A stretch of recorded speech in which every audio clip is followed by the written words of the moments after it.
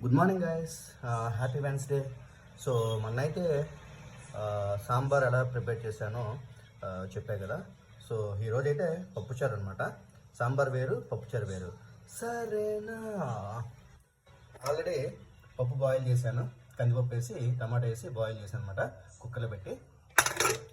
So వాళ్ళు ఇవి tea కోసం. సో ఇందులో ఏంటంటే డ్రమ్ స్టిక్, బ్రింజాలు, క్యారెట్, బెండి, నెక్స్ట్ కొంచెం ఆనియన్, నెక్స్ట్ అంతే అవే వేసానండి. సరేనా? ఇవి పసుపు వేసి, కారం వేసి, సాల్ట్ వేసి బాయిల్ చేసుకుంటాను అనమాట. సో ఇవన్నీ బాయిల్ అవుతాయి అనమాట. ఒక పక్కన అయితే కొంచెం చింతపండుని నానబెట్టుకున్నాను అనమాట. చింతపండు బాగా పులుపు దీంట్లో వేస్తాం. సరేనా? పప్పు కూడా మంచిగా ఉడికింది, ఇవి కూడా మంచిగా బాయిల్ అవుతున్నాయి. ఫైనల్గా పప్పుచారు ఎలా చేయాలో చెప్తాను అనమాట. సో వెజిటబుల్స్ అన్నీ బాయిల్ అయిన తర్వాత ఏం చేశానంటే చింతపండుని వేడి నీళ్ళలో నానబెట్టుకున్నాను అనమాట, జ్యూస్ తీయడానికి. తర్వాత కుక్కర్లో పప్పు పెట్టాను కదా, టమాటా పప్పు. ఆ పప్పు బాగా నెలిమిలి దీంట్లో వేసాను అనమాట. సరేనా?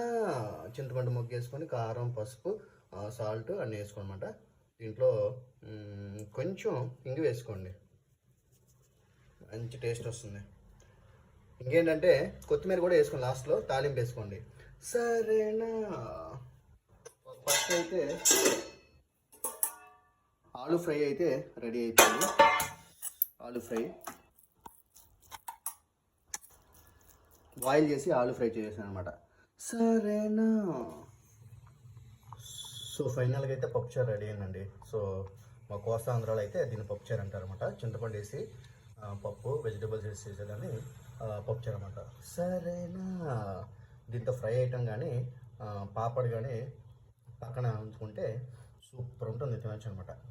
నేనైతే ఆలు ఫ్రై చేశాను అనమాట. సరేనా?